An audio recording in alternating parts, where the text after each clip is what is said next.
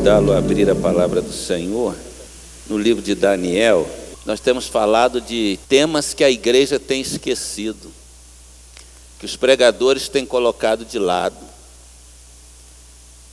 A maioria das pessoas, elas estão buscando igrejas e pregadores, como diz Paulo, escrevendo a Timóteo, tanto na primeira carta quanto na segunda, no capítulo 4, ele diz que neste tempo as pessoas procurarão contos de fadas, pessoas que ensinem fábulas e terão comichão no ouvido ou nos ouvidos quando lhes for apresentada a palavra de Deus. E eu percebo que o diabo é tão sagaz que ele conduz os pregadores para dar o que o povo quer ouvir. E o que o povo quer ouvir? Se estiver fazendo frio, você estiver sentindo frio, você quer ouvir que tem agasalho para você, não é? Você está com fome, você quer ouvir que tem comida. Como vivemos num país de terceiro mundo em que a miséria graça, e graça aqui é no sentido de estar estabelecida, o que as pessoas querem é ouvir uma mensagem de como ficar ricas, como ter dinheiro, como ter a casa própria, como ter o carro novo. Não quer saber de palavra de Deus. E é por isso que as pessoas pouco se importam com um estudo sistemático da palavra. O povo perece por falta de conhecimento e conhecimento de Deus. E a nossa sede, a nossa fome, não é de comida ou de água, mas é da palavra de Deus.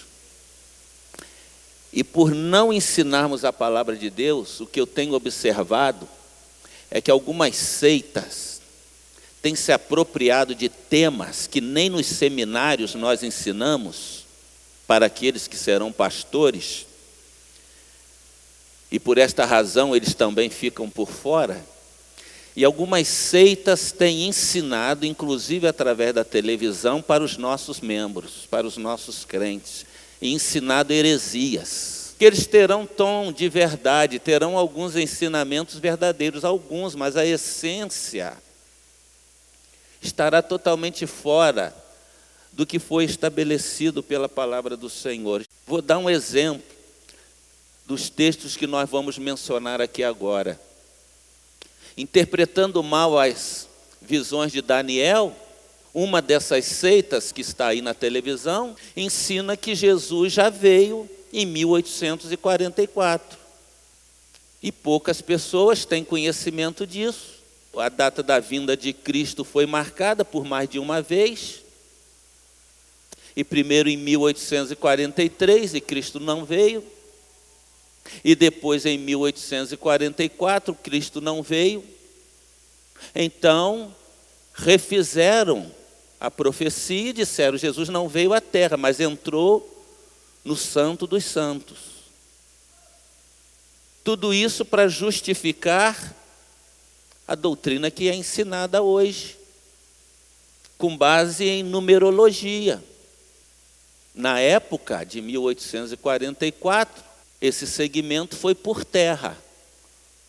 Se dividiu porque a doutrina não se cumpriu, mas com o passar do tempo, esta seita se restabeleceu. E hoje está aí ensinando os membros da nossa igreja, porque nós fugimos desses temas.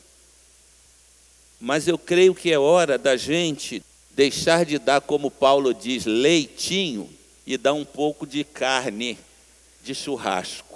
E isso aqui é um pouco de carne de churrasco que nós temos falado para vocês. Mas é carne pesada. Eu quero falar hoje sobre as 70 semanas de Daniel. Eu começo com Daniel capítulo 2, para que você tome pé do que nós terminamos na mensagem última. Nós paramos exatamente neste ponto. Quero que você acompanhe o que a Bíblia fala. Não o que diz o profeta, a profetisa, que a Bíblia, o que Deus mostrou para Daniel há 2.500 anos.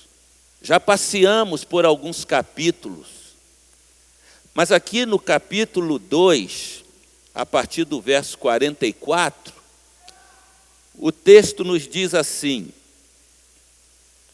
Daniel interpreta o sonho de Nabucodonosor.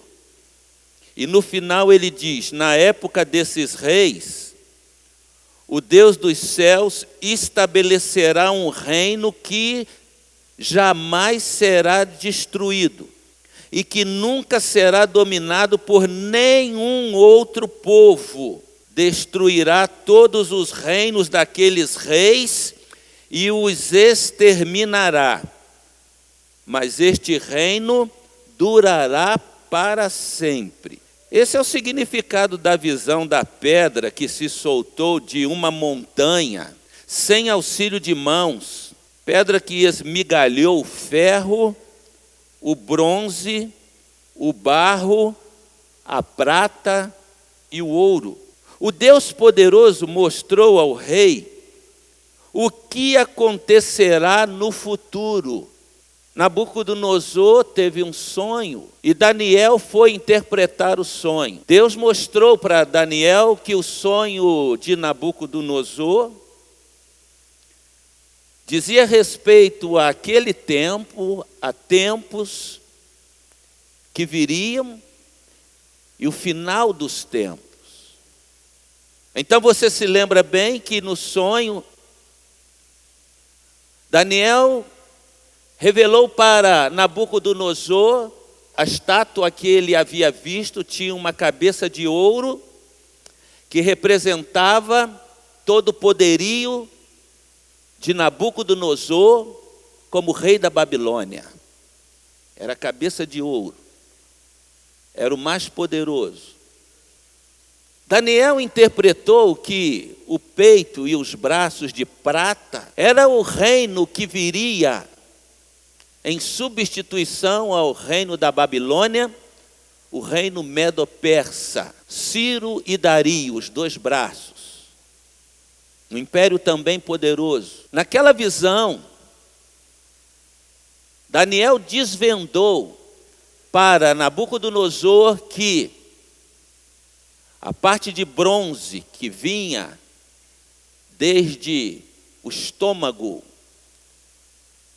significava o reino da Grécia, que viria posteriormente ao reino medo-persa.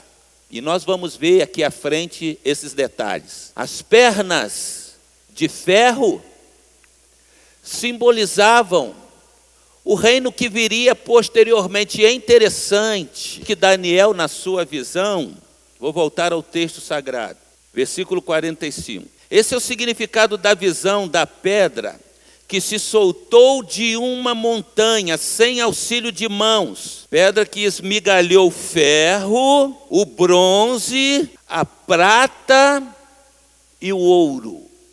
Porque na visão, Daniel viu que os pés de ferro tinham os dedos misturados, barro e ferro, significando que depois do reino da Grécia, viria o Império Romano. Esse Império Romano se desfacelaria, como aconteceu, e outros reinos surgiriam, como aconteceu na Europa. Mas aí Daniel vê que uma pedra se soltou das mãos de Deus, e essa pedra atingiu os pés da estátua e esmigalhou toda a estátua. O que Daniel estava vendo, e é por isso que você vai entender, quando Jesus, aliás, João Batista, já no capítulo 3 de Mateus, ele começa a pregar e anunciar o reino. Mas Jesus vem em Mateus 4, logo depois da sua tentação, depois de vencer Satanás, Jesus vem e em Mateus 4,17 ele começa a pregar e diz: arrependei-vos, porque é chegado o reino dos céus. ele está exatamente falando sobre o que Daniel viu na visão. Daniel diz que o significado da visão da pedra que se soltou de uma montanha, sem auxílio de mãos, pedra que esmigalhou o ferro, o bronze, o barro, a prata, o ouro, o Deus poderoso mostrou ao rei o que acontecerá no futuro. O sonho é verdadeiro e a interpretação é fiel. Daniel estava falando sobre o futuro que viria, um futuro próximo. Os capítulos se seguem da palavra do Senhor. Aí nós chegamos no capítulo 7, que nós já vimos, e a ênfase da volta a esses capítulos é deliberada, para que você entenda, para que você compreenda, e aí você vai entender a visão da estátua. No capítulo 7, o verso 4, a palavra do Senhor diz: sobre esses reinos que Daniel viu na visão, o primeiro parecia um leão, tinha asas de águia. Eu observei e em certo momento as suas asas foram arrancadas e ele foi erguido do chão. Esse é o império da Babilônia, como um leão com asas. E o texto sagrado diz: as suas asas foram arrancadas. Se você voltar um pouco, você vai ver quando Nabucodonosor, porque Daniel interpretou a visão para Nabucodonosor, mas ele não deu crédito. Passeando pelos jardins da Babilônia, ele se ostentou. Quem é como eu, que construiu, que fez essa Babilônia? Ele começou a se autoelogiar como todo-poderoso. E a palavra do Senhor diz então que Daniel teve uma outra visão sobre ele, porque ele não havia reconhecido a grandeza de Deus, mesmo Daniel interpretando o sonho. E numa segunda visão, Daniel viu que Nabucodonosor iria ter um problema mental, que ele viveria como os animais, e isso aconteceu. Basta você ler os capítulos seguintes ao capítulo 2. O 3, ele manda fazer uma estátua de ouro, para inclusive ser adorado. No capítulo 4, ele vai comer com os animais. Mas aí, ele se arrepende. Por isso a maioria dos comentaristas entendem que Nabucodonosor foi salvo pelo Senhor, porque ele se arrepende. E Deus o volta ao trono. E você pode entender aqui nesse versículo 4 sobre isso que eu estou dizendo. O primeiro reino parecia um leão, tinha asas de águia. Eu observei e em certo momento as suas asas foram arrancadas. As asas arrancadas, ele foi comer com os animais. Mas depois ele foi erguido do chão, firmou-se sobre 2 pés como um homem e recebeu o coração de homem. Agora ele é um homem transformado. Meus amados, quando nós estudamos esses textos com profundidade, a gente vê passo a passo a grandeza do Deus que nós servimos. Como Deus mostrou a Daniel nos mínimos detalhes. Olha o versículo 5. A seguir, vi um segundo animal que tinha aparência de um urso. Ele foi erguido por um dos seus lados e na boca, entre os dentes, tinha 3 costelas. Aqui está se referindo ao Império Medo-Persa que eu acabei de mencionar, que Daniel viu na estátua. O peito de prata, os braços de prata, esses símbolos eram conhecidos na época. Verso 6. Depois disso, vi um outro animal que se parecia um leopardo. Nas costas tinha 4 asas, como as de uma ave. Esse animal tinha 4 cabeças e recebeu autoridade para governar a um império que sucedeu ao Império Medo-Persa, que foi o Império Grego, e que tinha à frente Alexandre o Grande. Por isto, a ideia de leopardo, que já é veloz, com 4 asas, você imagina. O império que dominou com relativa rapidez. E ainda sobre o Império Grego, nós dissemos que depois da morte de Alexandre o Grande, o império se dividiu para os seus 4 principais generais. Por isso, o texto diz, na parte final do versículo 6, esse animal tinha 4 cabeças e recebeu autoridade para governar. As 4 cabeças eram os 4 generais. Quando a Bíblia fala sobre mar, está falando de gente, multidões. A besta que surgiu do mar. Aí você fica pensando, será que vem de um submarino? Vem de algum peixe que vai se tornar gente? Mar de gente. Quando se refere a mar, está se referindo a gente. Quando se refere a ventos dos 4 cantos, os ventos dos 4 cantos da terra, está falando sobre movimentação, guerra, confusão. Versículo 7. Em minha visão, à noite, vi ainda um 4º animal, aterrorizante, assustador e muito poderoso. Tinha grandes dentes de ferro, com os quais despedaçava e devorava suas vítimas e pisoteava tudo que sobrava. Era diferente de todos os animais anteriores e tinha 10 chifres. O Império Romano, as pernas de ferro da estátua. O Império Romano, no seu final, você sabe que ele foi totalmente enfraquecido, e esse Império Romano foi desfacelado, e muito disso você pode ver em história secular, que comprova a tese bíblica. O Império Romano foi subdividido, o que na época se chamava em tribos, de tal maneira que os dedos de barro significava fragilidade, mas ainda tinha um pouco de poder, porque surgiram nações a partir do Império Romano. Era diferente de todos os animais anteriores, porque tinha 10 chifres, 10 governantes. Chifres, liderança, governo, autoridade. Verso 8. Enquanto eu considerava os chifres, vi outro chifre. Enquanto eu estou considerando os 10 chifres, surge um outro chifre, pequeno, que surgiu entre eles. E 3 dos primeiros chifres, olha os 4 que haviam sobrado. E 3 dos primeiros chifres foram arrancados para dar lugar a ele. Esse chifre possuía olhos como os olhos de um homem e uma boca que falava com arrogância. Esse chifre pequeno agora que Daniel está vendo é o surgimento do anticristo. Um chifre pequeno, sem ninguém perceber, e agora ele está falando do nosso tempo.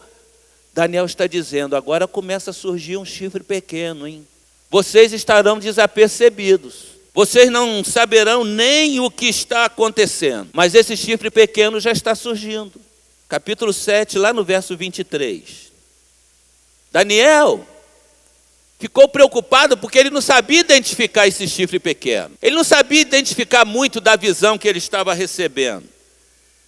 Aí lá a partir do verso 23, ele me deu a seguinte explicação. O 4º animal é um 4º reino que aparecerá na terra. Será diferente de todos os outros reinos e devorará a terra inteira, despedaçando-a e pisoteando-a. Essa referência ainda é ao Império Romano. Os 10 chifres são 10 reis que sairão desse reino.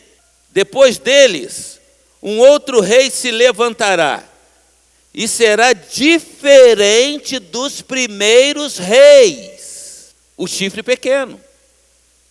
Dentre os 10 reis, vai surgir um outro rei. Olha o verso 25. Se a referência não é ao anticristo. Ele falará contra o Altíssimo. Oprimirá os seus santos e tentará mudar os tempos e as leis. Tudo que se refere a Deus, ele vai procurar mudar. Nós já não temos visto isso, amados.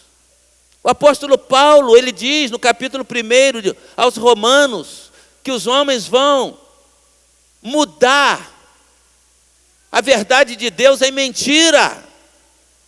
Nós estamos vendo isso hoje. Ele falará contra o Altíssimo, oprimirá os seus santos, os seguidores de Cristo, tentará mudar os tempos e as leis. E obviamente que Daniel está se referindo ao contexto judaico, não é, das leis de Moisés, os ensinamentos, os tempos no sentido das festas que eles guardavam. Agora vejam bem esse detalhe, hein? Os santos serão entregues nas mãos dele por um tempo, tempos e meio tempo. Aqui é que começamos a ver a respeito das 70 semanas de Daniel. Porque o texto tem que ser visto como um simbolismo, mas também com realismo. E esses tempos de Daniel se referem a anos, porque em profecia nós temos que saber fazer a leitura profética. Quando ele fala de um tempo, tempos e meio tempo, ele está falando de 3 anos e meio.